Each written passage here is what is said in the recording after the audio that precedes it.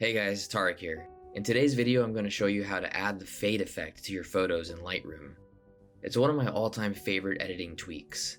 In fact, I'm pretty sure every single photo on both my Instagram accounts has the fade effect used to some capacity. That's how much I love it. To get started, I have a photo taken at a fire lookout in Washington State. I've already applied all my settings, including contrast, temperature, and even my colors that I tweaked a little bit for a more moody feel. But it's missing the most important part of that moody feeling, and that's a nice fade. It's very easy. Simply scroll down to the tone curve, then you're going to pick the bottommost point on that tone curve and drag it upwards, ever so slightly, to a fade that looks best to you. You want to stay in the bottom left-hand side of the tone curve when you're adding the fade. Otherwise, the effect will get a bit extreme.